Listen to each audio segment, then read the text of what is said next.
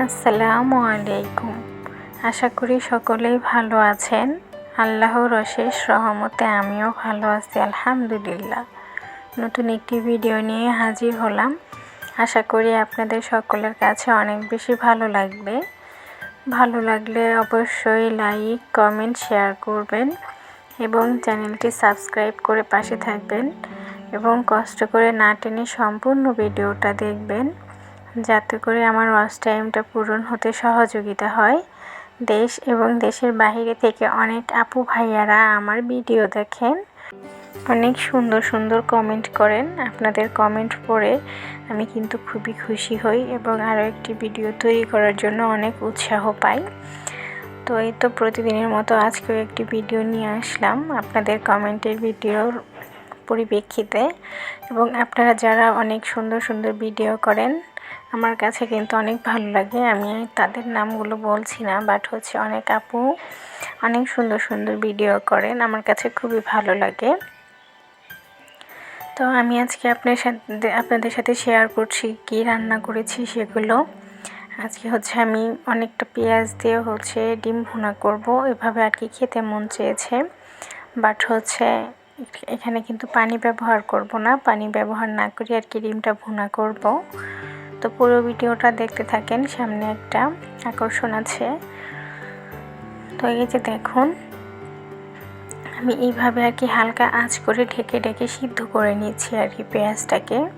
কোনো রকমের পানি ব্যবহার করব না। আর এখানে কিন্তু বেশটা আর কি তেল দেওয়া হয়েছে, তেলের ভিতরে আর কি এটা সিদ্ধ করে নেওয়া হয়ে যাবে কোনো প্রকার পানি ব্যবহার ছাড়াই।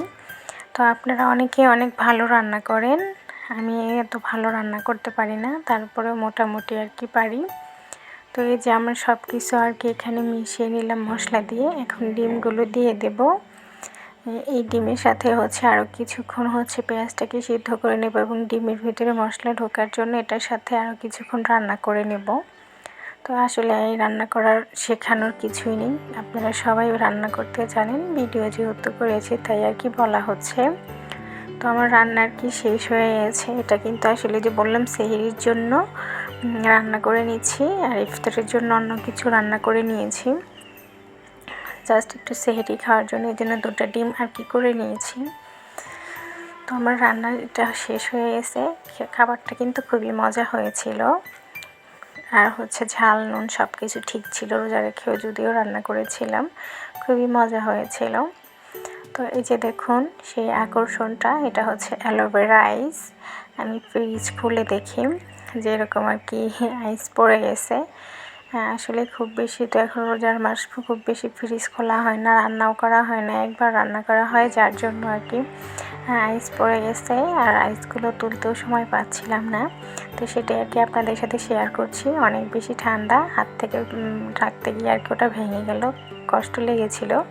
দেখুন দেখতে সেম অ্যালোভেরা সাইজের মতো হয়েছে। তো সেটাই আর কি আপনাদের সাথে শেয়ার করলাম। এখানে যে ইফতারি নিয়ে আসছিলো, আমি বলেছিলাম অনেক কিছু না আনতে, এর জন্য আর কি এই দুটোই নিয়ে আসছে। অত কিছু খেলে আর কি গ্যাস হয়ে যায়, সেজন্য আজকে আর কি ভাত নিয়েছি ইফতারিতে। তো এখানে ছিল টমেটো ভুনা, আর ছিল গরুর মাংস রান্না ছিল আগে, সেটাই আর কি, করলা ভাজি। আর এখানে ছিল ট্যাংরা মাছ। তো ভিডিওটা কেমন লেগেছে কমেন্ট করে জানাবেন।